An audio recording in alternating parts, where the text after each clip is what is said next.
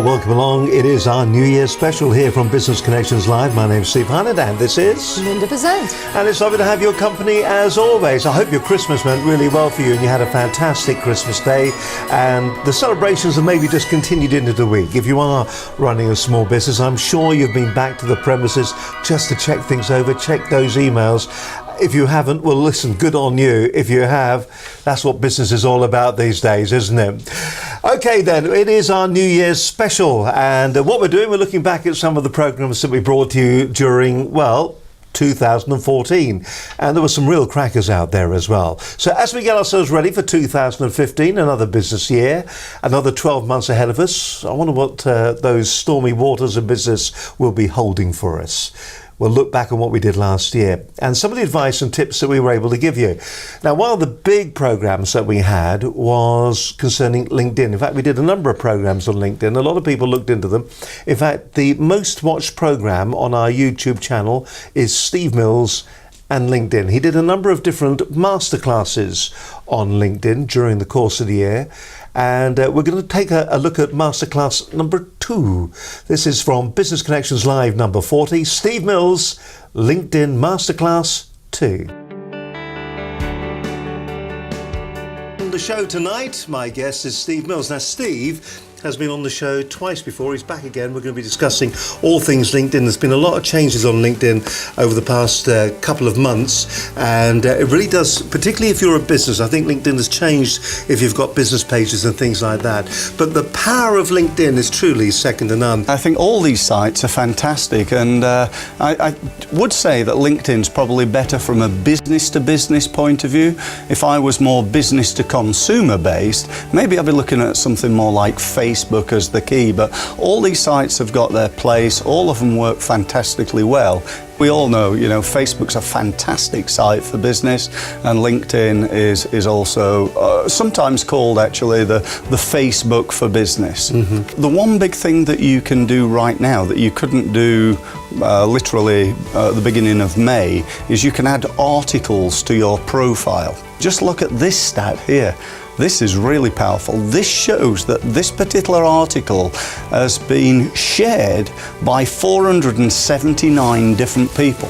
Well, the big one, which I actually thought was not such a great thing, was the removal of the product and service pages. Because when I had a company page, I could also upload product pages. So I could have 10, 15, 20, an infinite number of pages all marketing my products. They've changed that. They've removed it completely. And what they've come up with now is something they called showcase pages. If you're new to LinkedIn and you've got 20 connections and you're not really using it very much right now, there are a whole range of things that you can do to move your business up that sort of ladder on LinkedIn before you need to go and pay LinkedIn some money. So I've set my advert up, I've uploaded an image, I've gone into added a headline and some great text here. So my ad looks something like this here on the right hand side. I then go in here, and this is the big difference between this and Google. On Google, it's a matter of somebody's typed something into Google, they're looking for something, and your advert pops up because you've got keywords in here. On LinkedIn, and indeed on Facebook, this works the opposite way around. You're looking for them. So this is profile driven rather than tag driven. But I can then target people by job title. So if I sell HR services or marketing or recruitment or whatever it is, I can target people by that. Or, again, I can target people by category, by job function. So here, rather than just going into the top and type in, I'm looking for accountants in London, I can be much more sort of segregated. So I can here search on a particular industry, for example, or I can search a company, and so on and so forth. And then you scroll down to your summary, this area here. Let's just go back to this area here and then click on the edit button.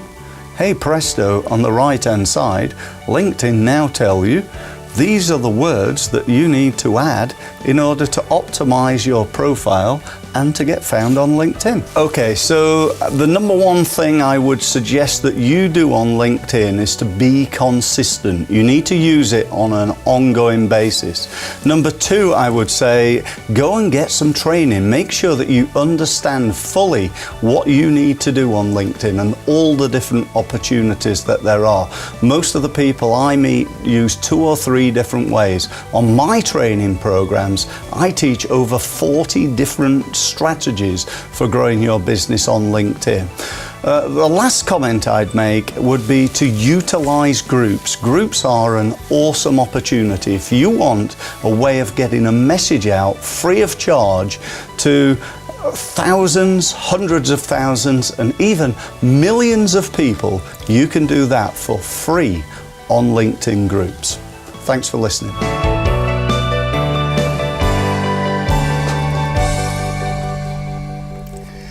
And there have been some changes at LinkedIn, of course, over the last 12 months or so, but still well worth watching. Steve Mills, LinkedIn Masterclass number 2, and that's Business Connections Live number 40. Good show, that, actually. That was a very good show, actually, and one of the things that he did impress upon us was the fact that it was really important to get your profile right. As soon as you've got that right, everything else will follow. And of course, we had Mike Osborne on the show from Phoenix, talking about business continuity, and he was trying to explain to us about if everything in your business goes belly up. So for example, if your IT system falls over, what do? You've still got to keep in contact with your customers. So here's Mike Osborne explaining all on Business Connections Live.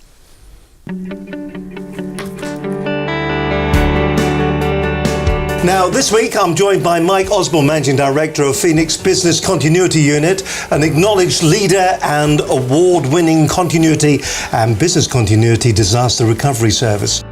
Phoenix IT Group is a UK-based specialist provider. We provide infrastructure support, break-fix maintenance, application support, help desk services for business. And a big part of what we do involves around supporting IT infrastructure. And of course, as businesses developed over the last decade, email,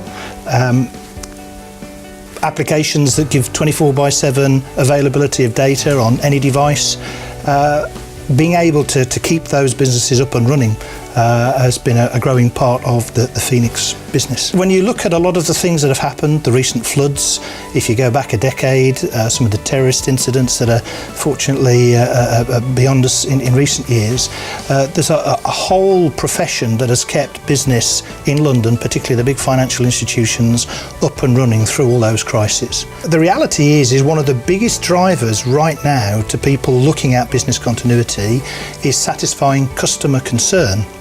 Because if you think about it, what your major clients would be interested in is if they're putting business your way and then they're embedding whatever you do into what they do, right, and they've got this big brand and reputation and large customer base to satisfy, if you fail, they fail.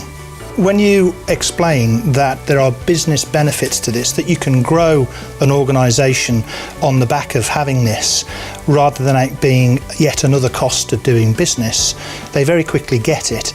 When you then move on to the fact that it's not as expensive they thought in the first place, you've broken down another hurdle. And in terms of the top 10 threats to business, they say unplanned IT and telecom outages is number 1. Right. Cyber attack is number 2, and data breach is number 3. Well, when I think of disasters, I'd have said fire, flood, terrorism. I don't think I'd have said IT, cyber attack and data breach. So that just shows you how far technology has moved on in the potential threat to business. But you mentioned 9/11, of course, that was America's big terrorist incident, and one that really shook the foundations of business continuity and disaster recovery across the globe. The smaller you get, the bigger the actual impact of having a disaster, because you're not resilient, you haven't got a second office. So for the really small firms, it is a topic that they need to look at, but it's really quite simple. If you've got customer names, customer contact details, make sure you've got those outside of a single office. Make sure you've got a copy of them somewhere. If you've got a single telephone line coming in, work with your comms provider to see how quickly it can be diverted, even to a mobile number if your telephone line goes down. So there's 2 tips there that actually the most important things that small businesses need is to be contactable by a customer or to be able to contact a customer. Mike Osborne, Managing Director of Phoenix's Business Continuity Division. Phoenix is a specialist business continuity. We're 25-year-old this year in terms of delivering disaster recovery and business continuity. We're UK-wide and we're nice people who know what we're talking about. We've talked about a lot on this session. We've created a website for SMEs, which is www.phoenix.co.uk/SME, and on there you'll find a lot of the reference material that I've referred to, a lot of general advice and white papers, and it's all there to review in your own time.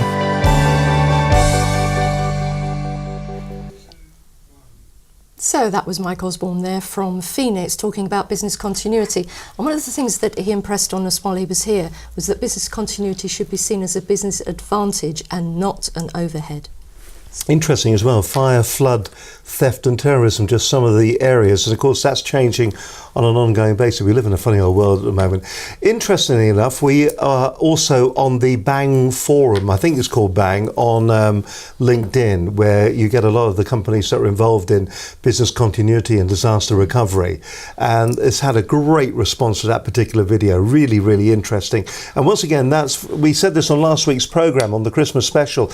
When you do come on the programme, using this particular content, either on your website, on your own web page for that matter, or maybe on your YouTube channel, or getting it out to your customers and letting people know what you do. It's a fantastic way, but also putting it on the likes of maybe your business Facebook page, twittering it out at particular sections within it, and also going on to the different social media platforms as well. It's a very, very effective way of growing and informing and educating your audience. Now, talking about educating your audience, there's no better way of doing it than actually going out and meeting them face to face, shaking them warmly by the throat and saying, hello there. Well, we had the business networking show that took place earlier on the year up in Wolverhampton. And the gentleman who was, of course, arranging all that was Brad Burton, along with his team of merry men and women. And we invited Brad, along with Debbie Huxton, to join us on the programme on Business Connections Live number 52. Now, what's nice about this programme is it wasn't just relevant to the business networking show. We also talked about how you, if you are going to a show, maybe as an exhibitor, how you maximise your return on it. You're investing into going there. Doesn't matter how much it costs you, you're investing your time. If you go to one of these shows, how do you get the most out of it? And also, probably as importantly, if you're a visitor to a business show, regardless of whether it's a big one or whether it's the business networking show or any of the shows up and down the UK, if you're going to one of those shows, how do you make certain you get the most out of it? Because you're a business, you're away from your phones for the day. So what should you be thinking about? What should you be doing?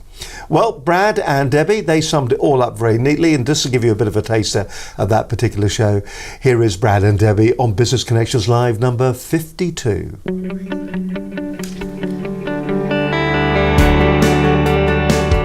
Now, our guest tonight is Brad Burton, the UK's #1 motivational speaker, talking about the Business Networking Show, which takes place next Friday, the 19th of September at Wolverhampton Racecourse.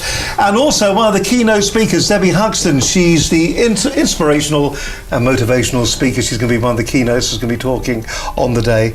And it's just lovely to have the pair of you with us. Actually, the biggest thing right now is that most businesses aren't actually aligned to their values. So they've got a vision, they've got a mission, but actually lots of them are very confused about what their business goals are compared to their values, their brand values. None of it's in alignment. And when I speak to people in businesses, as Debbie said, very successful businesses, but they're not happy. And that's the bit where you need to align those and tie the ends up. So it's all sorts of problems, but if there's one fundamental thing I would say for most businesses, it's more sales. And more sales comes from confidence. If you've got confidence in your products, you've got confidence, 100% belief in your products, you're unstoppable. If you've got doubt about your products, if you've got doubt about your business, doubt about your services, somebody who's not got doubt will beat you to the punch every time. And that's what I'm about. It's about giving that belief and understanding, are you aligned with your business? Do you really believe 100% in it? Big businesses is understanding that it's not just about making money. It's are they taking the right actions to make the money, but also that success isn't just about the money in the bank account, it's an inside job. You know, the reason I'm an expert now, and this is what an expert is someone who's made all the mistakes in a particular field. I've made every single mistake, I've paid the price, and this is the great thing when I work with clients or we work with businesses, is they don't have to make the mistakes because I've paid for them already. They've created desire.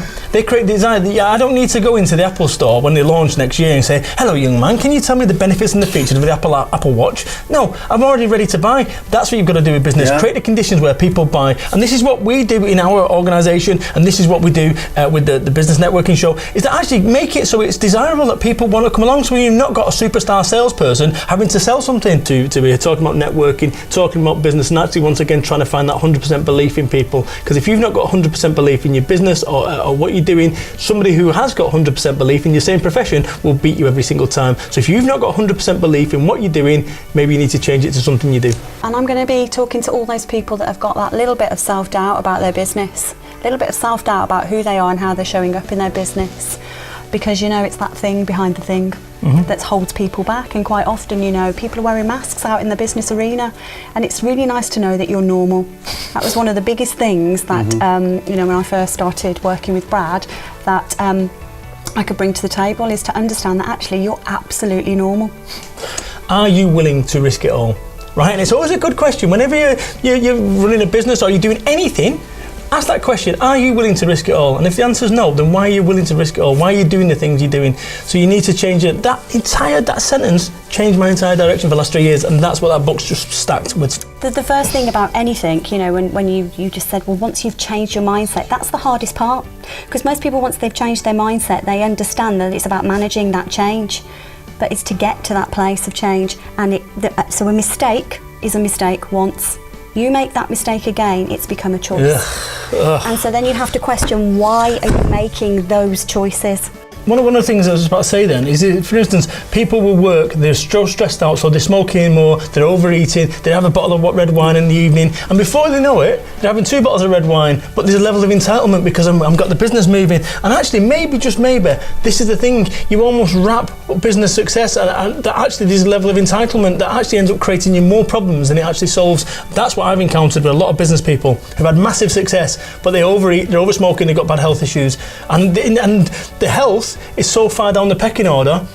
You know, if you said business success or health, these guys are saying business success, and it's only when you're close to losing your health that all of a sudden you realise that what was important wasn't the business. So I think the first thing I'd say is there's no shortcuts. It's going to be hard, it's going to be tested, and understand this.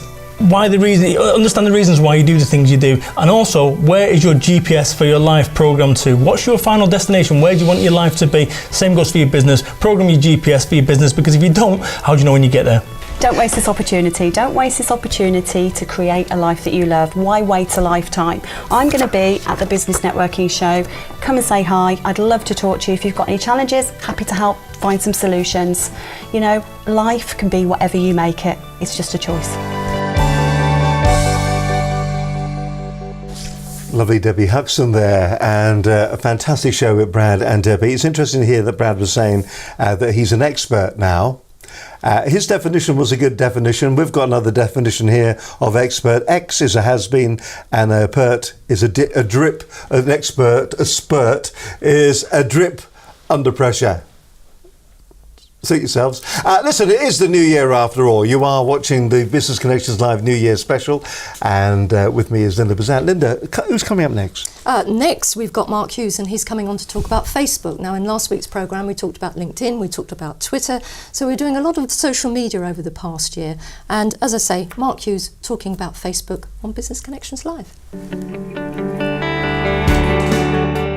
Mark Hughes is the gentleman's name. He's from FunkySocialMedia.com.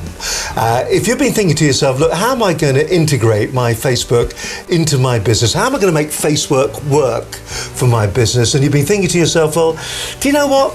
I don't really know how to go about it. I don't know where to start. Is Facebook the right thing actually to be using to be promoting my business? I think categorically the answer is going to be yes. It's just one of those tools that's out there that you should be using when it comes to social media to promote your business and to make certain that you are successful. Well, I'll tell you, one of the ones that I see quite often is where people start promoting their business off their personal Facebook page. Now, obviously, there is a distinction. You have a personal Facebook page, and then you have the ability to have what they call a business fan page. So the distinction is very vast in what you can do in terms of marketing off your personal page. Yes, you might have friends, yes, you might have a friend-driven kind of business, but at the end of the day, you don't have what they call app pages. You don't have the ability to drive traffic to a particular app page. So say for instance, that's a lead generation page where you can grab a name and email and get people onto your potential prospects onto your database. You can't do that off a personal page. So it's how you position yourself and your branding and everything else it's a lot more synonymous to the business fan page. You know, so it's really a case of using the social media platforms to your best advantages. And that is to start building a list, is to start getting those names and emails. And this is where a lot of small business owners, they don't place a lot of value on the list and building that list and keep building. In other words, generating and creating a funnel. So it's setting your objectives, it's knowing who your target audience is, it's knowing at what level of sophistication that market is at, and building a funnel that is adaptable and relevant to who you target. So you're nurturing and you're using social media to nurture, build that know, like, trust factor, like we keep hearing at networking events, which is 100% true. And to keep pushing them from, through the love factor and the nurturing factor, keep pushing them each step away down your funnel, depending on how deep or how narrow or how short that funnel is. You need to have at least a funnel. So I'm a firm pundit. I keep banging on about it to all my clients. Make sure you start building your database, because if, for instance, you do go out of business, it doesn't mean that you're necessarily out of business forever, because if you've got that database, you can pretty much start again tomorrow. There's a lot of, my personal feeling is I would take them to a squeeze page every time. I'm all about building that database. Mm-hmm. However, in some circumstances, I would also take them to a survey form, which is quite important, because when you're making your funnel hyper-targeted and hyper-relevant, you kind of want to eliminate the people that are just taking a look. I think Infusionsoft has its definite advantages, but it is a massive learning curve. Mm-hmm. And for an average small business owner, it's very expensive. Okay, so I'm Mark Hughes from FunkySocialMedia.com, social media consultant, and essentially I help small and medium business owners like yourself generate more leads and eventually sales through the use of your social media platforms. And tonight we've obviously spoken about Facebook in particular. Very importantly, don't think social media is the be-all and end-all. It needs to be incorporated into your overall marketing strategy. It needs to be used intelligently. It needs to be done correctly, setting the foundations correctly first. Start building that lead list, that database first and foremost, because it's really important. It's the thing that will get you to get more of a back end. In other words, if everything else falls short, you've still got your list, you can pick up your business later. And most of all, don't feel intimidated. Give it a go. I urge you to give it a go. It might be frustrating at times, it might be time consuming, but if you stick to it, there are rewards as well.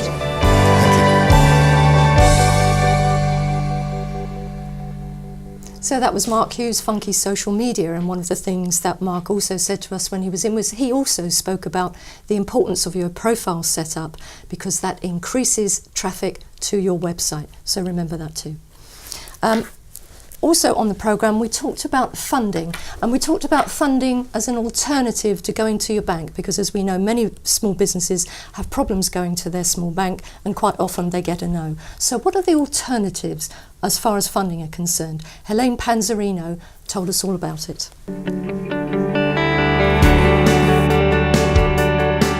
Now, if you're a small to medium scale enterprise and you've been saying to yourself, geez, I really do need to sort out funding, or I want to get my business into a position where I can actually sell it, or if you just want to get it on the right track, maybe business plans and things like that, but you need someone to talk to, someone who's actually going to tell you the right way to put it together, how you should be prepared for instance, if you're actually talking to maybe a dragon or an angel or whatever.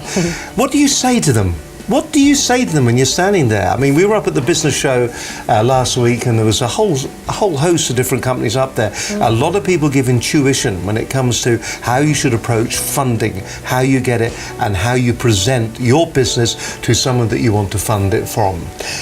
My guest this evening is Helene Panzarino. She is it says here, so don't be offended, a highly successful business advisor and consultant, expert at pulling together financial plans for SMEs. Everyone will say the banks aren't lending, I can't find any money, there's no money out there. But in fact, some of the work that I've done over the last 18 months, where I've helped over 150 odd companies access roughly £50 million, we can always say, you know, there's always money there if you're deserving of the money. We've got a lot of people who just set something up that was a hobby and it became a business. There was no planning involved. There was no thought into how much money do I actually need to set this up for a period of time. If you haven't sat in that seat, it's very difficult to understand what it's like, what's happening to the SME owner, you know, what's happening to their relationships, what's happening when they're on the brink of insolvency but they don't even know it, what's happening when they don't know how much or what kind of money they need to get, but they know they need to pay people. It's a very frightening place sometimes, and a lot of the services are designed by people who have not sat in that seat. If you start without enough capital, so without enough funding to get you through whatever that time frame is, whether it's 6 months or a year or 18 months, you're setting yourself up to fail. Other people don't want to take on debt, but by not taking on some sort of funding, you're actually making a rod for your own back, because you're not giving yourself enough time for things to come to fruition. And if you don't understand and believe what you're doing is really planned out on fact, you shouldn't be doing it. Now, some people see an export opportunity, and so they need money for that. But money might not be debt or equity. It might be some sort of factoring or invoice financing for that development. So money comes in different colors and flavors. What is it that I want to achieve? Over what time frame? What does that mean for my business in terms of people, resources, capacity? How much money does that look like to fund that? And then what does the money look like? And I would encourage people, I'm not saying go out and splash money willy-nilly on consultants and other people, and always get, you know, some sort of subsidized help if you can get it. But also don't think that you can or should do everything yourself. It's just not possible. I think if you're passionate about your product or your service, if you have that elevator pitch, if you have that 2 minutes or that 5 minutes, and of course in front of an angel, most of the time the max you're gonna get is 5 to 10 minutes. You need to say what it is, and what the great thing about it is the IP or the scientific whatever that is special about it. But if I'm an equity investor, I want my return within probably 5 years. So what I want to know is, how does this business make money? So it's Helene Panzarino, and I am a highly successful entrepreneur, businesswoman, SME owner as well for many, many years, 25 years. I'm working predominantly in the area of helping you to access finance and to understand finance. And what I would say to every SME owner is, plan. You have to plan, especially when it comes to finance. Business plan, know what you want your funding for, what time frame it's going to be used, work with someone to identify what that funding looks like. Learn about it, understand it as much as you can, because ultimately you are responsible. Seek advice. There are people like me and other people who are out there to help you. Interview them, question them, see what their success rate is like, but take advice, because on your own it's difficult to get it right the first time and every time. Get the funding and then get help on how to spend the funding. Don't go spend it all at once, or like Steve here, maybe just jump a plane to somewhere nice as well. And ultimately remember that it's about growth, and there are plateaus, and there are going to be highs and lows, and you'll need different funding at different times, but you should have fun on the journey. Enjoy what you do, and just make sure that you're always aware that you can continue to grow and go from plateau to plateau. So that was Helene Panzarino on funding. And remember, it may well be that you don't need any funding at the moment, but if you're trying to take your business forward and expand, it's something you need to look at, and you don't have to go to the banks. In fact, that is very true. And in fact, on next week's live show, we've got John Davies from Just Cashflow joining us on the programme. And what's interesting about what they do is that there are times when you're going to need to sort out your cash flow. You're going to be looking for an investor into your business. But there are going to be other times within your business when perhaps you're just running out of cash for maybe a couple of weeks, and you don't want to go down the route of maybe selling your invoices out so that you're getting the income coming off that, or you're collecting money early. You just want to be in a position where you can pay the wages at the end of a particular week. You just need a little bit of money for a short length of time to tide you over. It's not the kind of thing that banks are going to be doing, but it's exactly the kind of thing that Just Cashflow can help you and advise you on. And once set up, you can actually use it as a resource all the way through. There are a whole host of different ways that small to medium scale enterprise, small businesses can actually get the funding that they need to make certain that they're going to succeed. The thing that brings down most businesses in the UK, of course, is cash flow. There are hundreds, thousands of successful businesses that end up going down the pan simply because maybe their customers haven't paid them. I mean, there are lots of big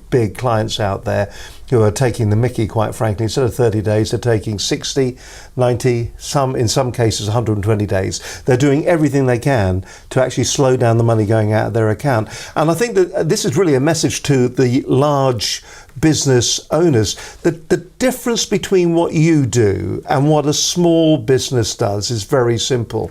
Each month, if you're a large multinational, you're going to get paid. Your salary is going to go into your bank. If you take 120 days, that could mean for a small business owner, no salary into their bank for a couple of months. And the responsibility has got to be on those large business owners to make absolutely certain that by their support, they support UK business. Because if you don't, you're going to kill UK business, and you will also kill your suppliers. If you are a small business, you need the large businesses to be part of the loop. They need to be part of that chain that actually does pay up. So please, I mean, you know, we've experienced it, and I'm sure you have as well. Okay, good to hear, Helene. He says, getting off his soapbox. One of the guys that I love having on the show, I love sitting for an hour and just chewing over the fat. The first time he came on the show, I actually found quite uncomfortable. It's a guy called Paul Glynn. And Paul really does take it from a different angle when it comes to the techniques for selling. In fact, he's been on a couple of times. This particular little piece we're going to see is all about breaking the rules of selling, but he's also talked about how you hire the appropriate sales team, the right sales team for your organisation. Two great shows to watch. So then, Paul Glynn, Break the Rules of Selling. It was Business Connections Live number 50. Hopefully you won't feel too uncomfortable at the new year watching this.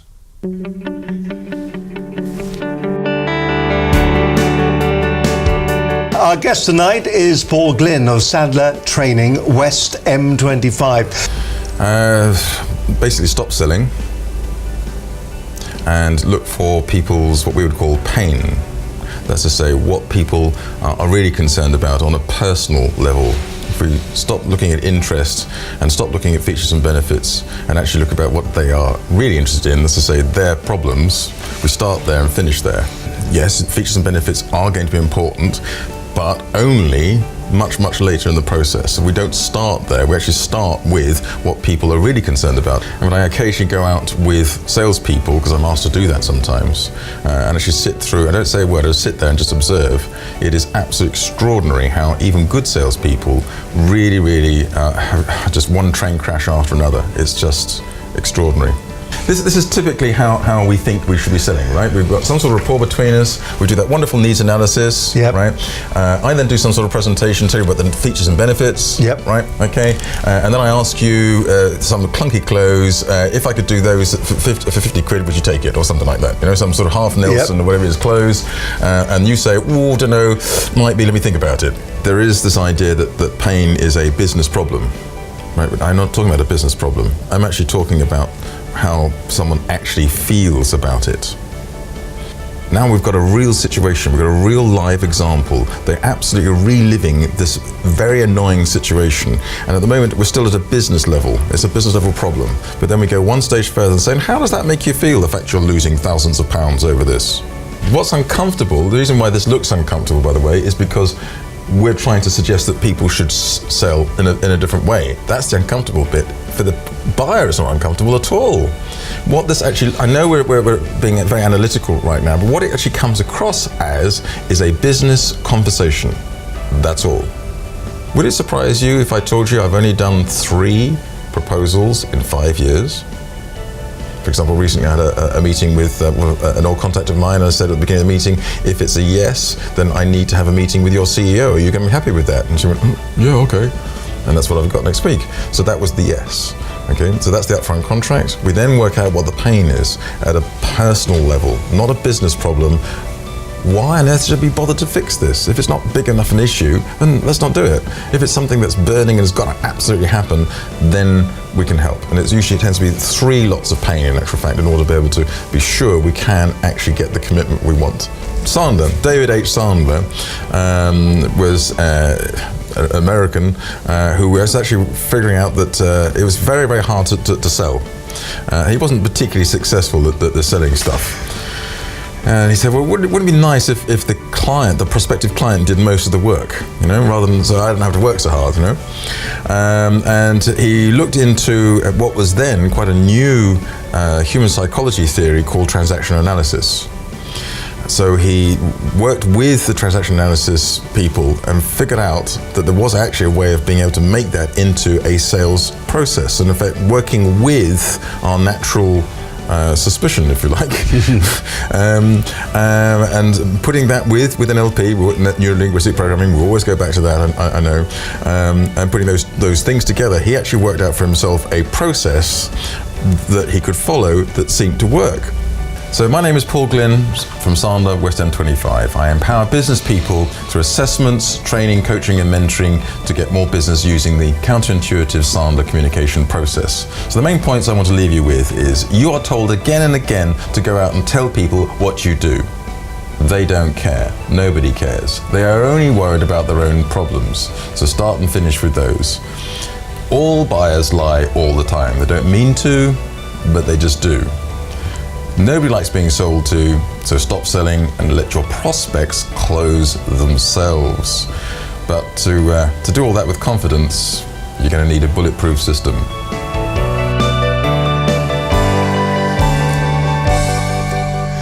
He just makes me roar out loud. He wrote us, tell people, you're told to go out there and tell people what you do, they don't care. I love it. I mean, he's so true. And all buyers lie all the time. They don't mean to, but they just do. It's just 2 great lines. And I must admit, every time that I'm out now, and if I'm ever doing a pitch to anybody, that's going through my mind all the time. It's a great show. The whole show, it's an uncomfortable show when you're watching it. If you're into traditional sales, it is an uncomfortable show. But Paul Glynn, Break the Rules of Selling, Business Connections Live, number 50. You're just going to have an absolute hoot when you're watching it. All right, now on last week's program we were talking about SEOing your website and getting traffic to come to your website. One of the things that you can't do is you can't just turn it on like a tap. There are a lot of people out there that tell you that you can, but growing traffic to your website is a tough, hard game. It just is a tough, hard game. But there are ways that you can get around that. One of the ways you can get around it, I suppose, is that you can actually buy your traffic with pay-per-click advertising. You can drive people, if you've got a really good, maybe a product that you're selling, and you want to drive people to your website, then pay-per-click is going to be the ideal way. It's going to raise your profile very quickly, and it's going to get traffic going to your website. So we thought we'd get ourselves an expert in on pay-per-click. Been doing it for a number of years, did it for his own website initially, and then went out as a consultant and was doing it for a number of different clients, doing very well from it, in fact. His name is Dan Smale. Pay-per-click. It was Business Connections Live number 53, a fascinating show. This is truly one of those shows, like Paul's, that this is a taster, but if you get an opportunity over the holiday periods or any time over the next 12 months, check out Business Connections Live number 53.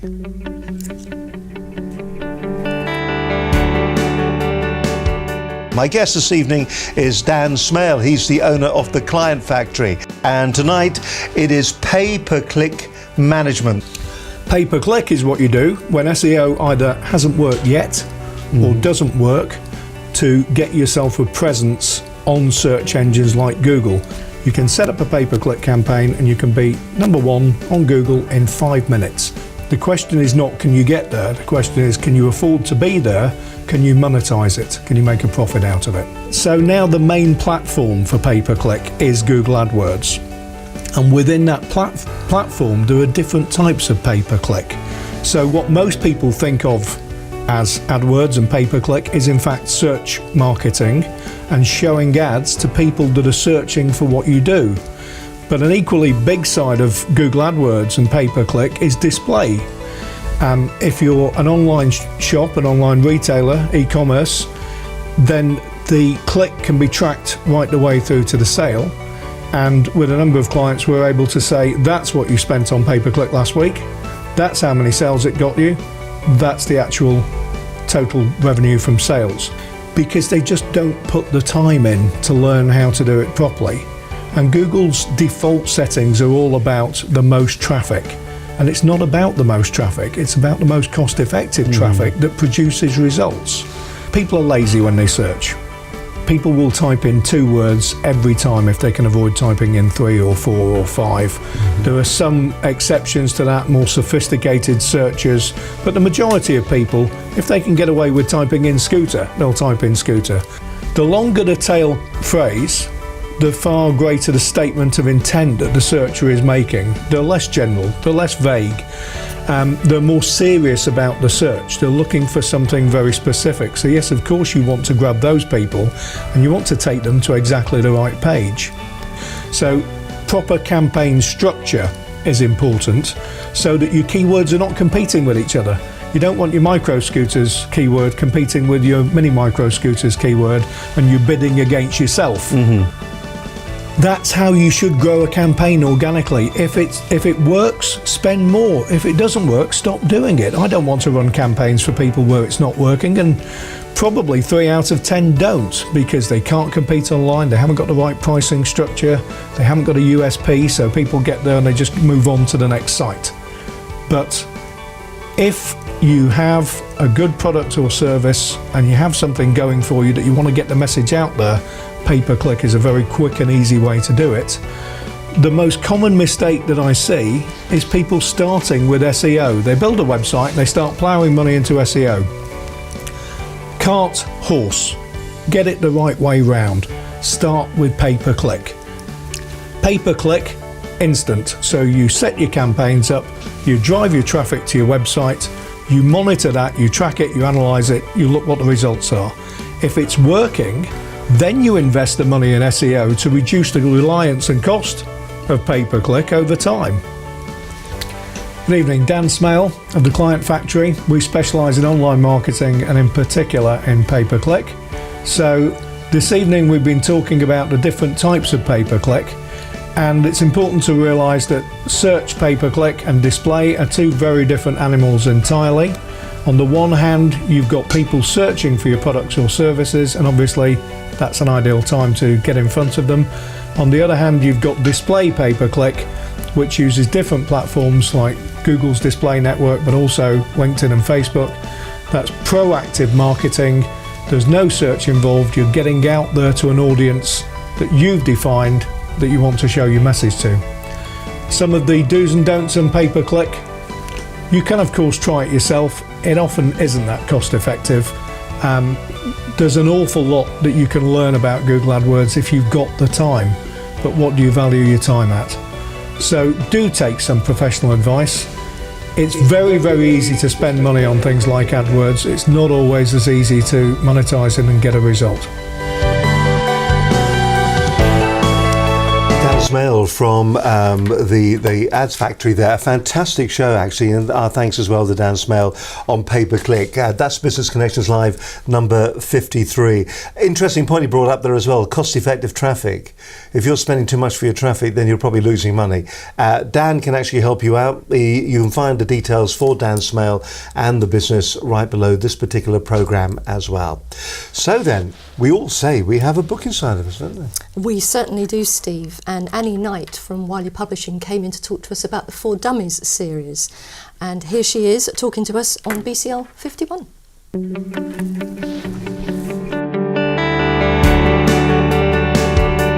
My guest tonight is Annie Knight. She's the Executive Commissioning Editor for Wiley Publishing. And tonight we're going to be looking at For Dummies, how to publish your business book, and a whole load more, in fact, on top of that. The business list that I work on, we're looking for sort of new trends, but certainly some of the business titles that do particularly well are ones that are either, we've got sort of two streams, either key sort of core essential content that's especially relevant for startups. Say bookkeeping for dummies, for example, does incredibly well, and that's because if you're starting a new business, you need to know how to do basic bookkeeping and accounting, otherwise, because you're doing it all for yourself.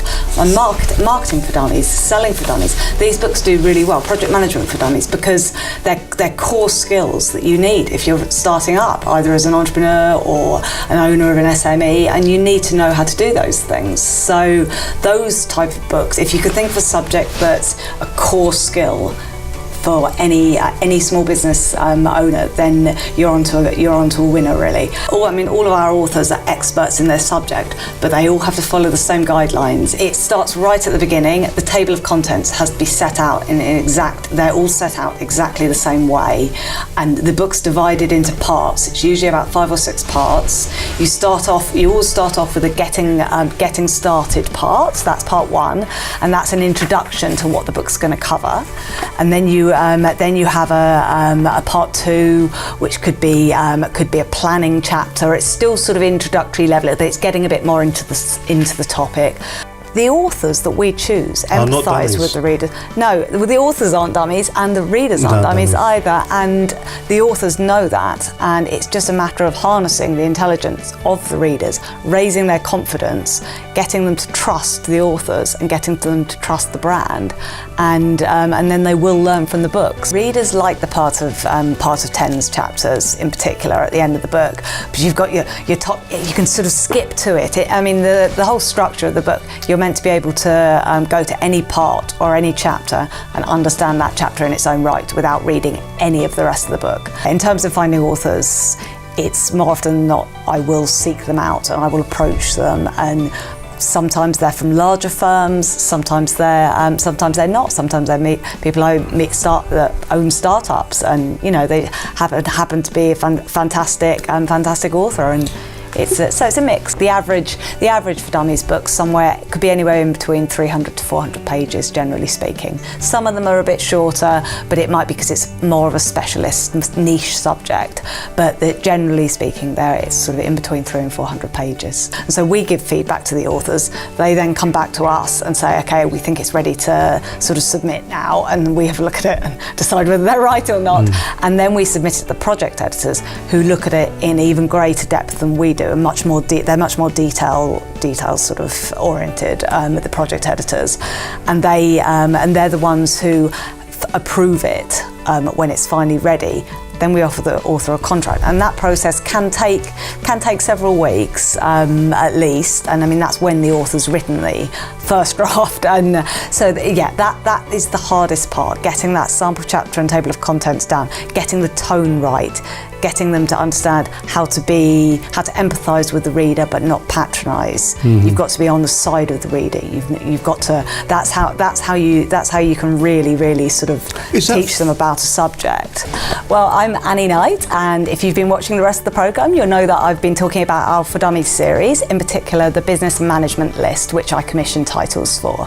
I commission new authors to write for that series, and we're always keen to find as many new authors as possible for this series, because this series, its key thing is that it breaks the information down into accessible, understandable information. It takes away the fear that the audience have about complex subject areas, and that's the key for the Dummies title. It's a tried and tested format. It's got lots of icons in it, lots of case studies, things that make things so much simpler for the reader to understand. And our readers are intelligent people, but sometimes subjects are complex. Sometimes they might have a fear of presentations, a fear of all sorts of things within their workplace. voice and it's impeding them, it's stopping them getting their business up and running, and we can solve all that by producing books like we do for them. So if you are interested in finding out what book might be suitable for you, we'll have a Wiley stand at the Business Startup Show on November the 27th and 28th. So we'll be there, and I will be there, as will some of my colleagues. We'll be able to, if you tell us a bit about your business, we'll be able to guide you in the right direction, what books might be suitable for you. If you'd like to write a book, then I will be there, and you can tell me all about that too, and I would be very, very keen to talk to you about that if you're interested in writing.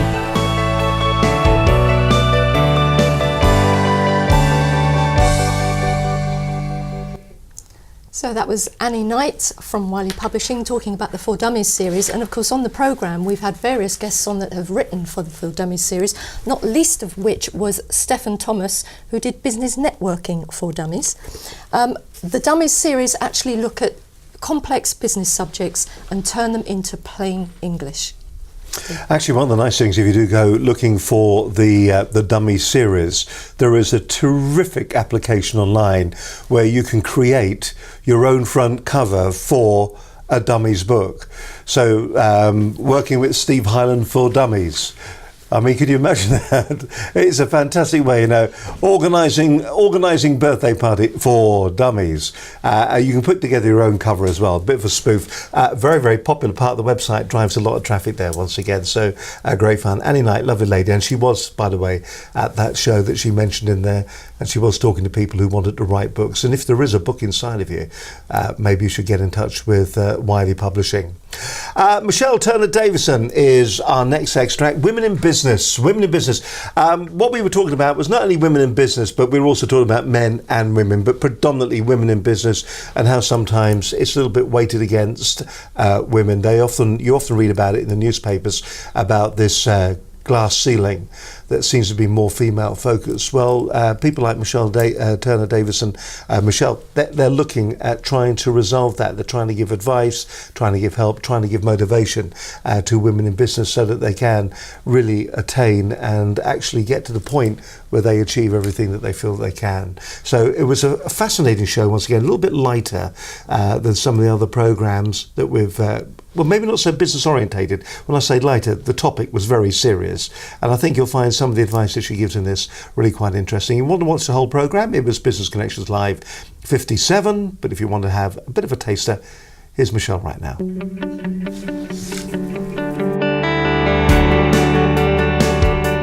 And tonight we're going to be talking to Michelle Turner-Davidson on women entrepreneurs in business and being successful around juggling family and other commitments. It's all about your work-life balance. If you're finding that really difficult at the moment and you're saying to yourself, it doesn't have to be women, you know, it can be men as well. That's important too to remember. But if you're not getting your work-life balance right, well, it's affecting you, isn't it? I'm currently the regional leader for Networking and cover quite a big area. So I look after lots of teams and lots of meetings for the networking organisation that covers the nation. I think that there's been a lot of change over the last few years where there's a lot of people that have come out of corporate environments into self-employment, for example. And in a corporate environment or in an employment environment, you have lots of things that are done for you. And one of the challenges that you have in the business world is that when people come out of a corporate environment into being self-employed, they are then responsible for everything. By not letting go of some of those areas, they're going to distract or detract from what they set out in business to do. But I also believe that quite a few people don't really know why they're in business. That's part of the challenge, is that we are caught up in what everybody else believes is right. And it takes a lot sometimes to step out of that mould and say, actually, let me look at what I believe is right and what's right for me. What is success to me? What is it that I believe success leads to? What's happiness for me? Sometimes it's the values that we have that we misinterpret as the material things that we have. So often when you're a mum, you have this ideal of a lovely house and the ideal of having lots of time with your children, etc. But to get that, you've got to work. Often though, if we can take more responsibility and start to be more aware, and when I say responsibility, I don't mean responsibility for everything that happens to us, but if we can start to think, well actually, yeah, I'm in a difficult position right now. I know that right now, all of these, I'm under so much stress. Because it's very interesting, something you said about, you know, the death, the big things. When those things happen, and they do, and they happen to us all of a sudden, it's interesting how those are often the times when people change their lives. And then we can start to develop the connections that we need, the people around us that make the difference. Life changes. We don't know what the future holds. None of us know what the future holds. We talk about the future and where we want to be, but the reality is we don't know what's around the corner. So we can only work with what we've got right now. We can have an idea of where we want to go, and that's where understanding where we are now and our responsibility within that, how we can affect that. And it comes back to attitude as well, because we might be in a very challenging situation now, but if we can understand what we can do about it and what we can't, if we can't do anything about it, then why do we have a bad attitude towards it? It's Michelle Turner-Davidson from the Healthy Wealthy People Group. Many people struggle with the work-life balance, and the first thing that we need to do is actually understand what we mean by work-life balance, because there's an awful lot of people that have their own ideas, and we can try and live up to somebody else's ideas, and that's going to get us into trouble as it is. So the first thing that we need to do is recognise the values and the things that are important to us, and then work out whether what we're doing right now is going to give us the work-life balance that we want.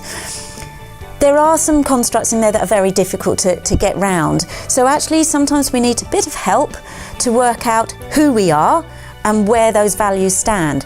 But it's really down to us to make those decisions and to find out where we go with that. Support is also exceptionally key to how we move into a place of work-life balance. And those people in our support network have to be people that stand for the same things that we do, like-minded people.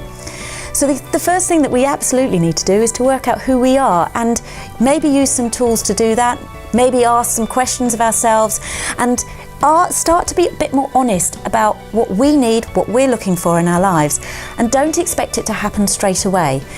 Get some help, get some support, maybe, as I said, use some of the tools available, but go out there and be you. Be who you are, and then you'll find your work-life balance.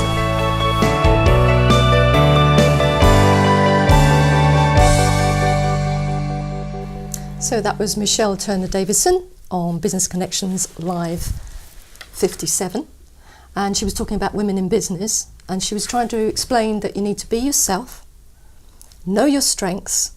You can't have it all, so don't have unreal expectations, but just go with it. Just go for it, as they say. Listen, that really wraps up this edition, our very special New Year edition. Can we wish you and your family a very, very happy and prosperous 2015. Where was I going there? 2015. Wishful thinking, I think. Pulling back the years. I hope you have a fantastic time, and I hope next year is going to be absolutely brilliant for you. If you are watching the programme on YouTube at the moment, please do subscribe, or at least give the programme a thumbs up. That'd be good. No thumbs down. We don't want that. Actually, we don't care, actually. Thumbs down are good too, but a thumbs up would be great. So subscribe, a thumbs up, that'd be fantastic. And then become part of the Business Connections Live community. If you thought the programme was great, brilliant. And if you'd like one for your business, then we could do that for you. Simply get in touch with us here at Business Connections Live. Here's the email address, maybe. And it is studio@businessconnectionslive.com, or if you want, you can give us a call too at 01784 256 77. We'll push the boat out right now then. And if you want to go and visit the website, the home website, there it is, it's businessconnectionslive.com, and you can simply go online and find out all about the business. Maybe you feel that you've got something you want to say to somebody. Maybe you'd like to come in the studio, be one of our expert guests and sit down and just pontificate for maybe 60 minutes or so. We've had some amazing guests over the last 12 months, haven't we? Yes, we have. I know we've shown over the last two programmes 20 of those guests or thereabouts. When you look back over the last 52 weeks, does anybody spring to mind that you thought was, yeah, I mean, they all do. I thought Ruben Singh was very good, all day Yes, PA. he was, He was yes. very interesting. Looking at his background as well, that was quite telling. I think the thing that was interesting about Ruben was the fact it was crash and burn, wasn't it? He went from success to bankruptcy and then built the Called business his way back up back up again. I again. think that was interesting. Who And else? he's also would being open and honest about that as well. Who else would you think? I think Steve Mills, he has an awful lot of information to give on LinkedIn and also marketing generally, not just LinkedIn. Yep, Steve Mills. Anybody else? Are we pushing the boat out a little bit too far Yeah, now? I think we are, maybe. You know what it's like, you ask the question and all of a sudden brain goes, same here. That's the only reason I asked Lynn. I couldn't remember anybody's name. Listen, it's been an absolute pleasure. And we hope you enjoyed the last year's worth of programs from Business Connections Live. And we look forward to your company and a growing audience over the next 12 months because we're going to be here. And this year is a very exciting, or next year, 2015, is going to be a very exciting year for us. We're going to be out at some of the shows. We look forward to meeting you. If you do see us at a show, please come over. Tell us that you watch. Tell us what you like. Tell us what you don't like. If you feel that you could be an expert guest on one of the programs, then let us know that as well. You've had all the addresses. If you want to catch up on any of those email addresses, then simply go to the links that are below this particular program. From all the team, that'll be, now who have we got tonight? We've got a whole load now. We've got Gordon, Katie, Jake, Neil, David, Will, to name but a few, me, Steve, her, Linda, and from all the rest of us, can we wish you a very, very happy 2015. Thanks a lot for watching. See you next week.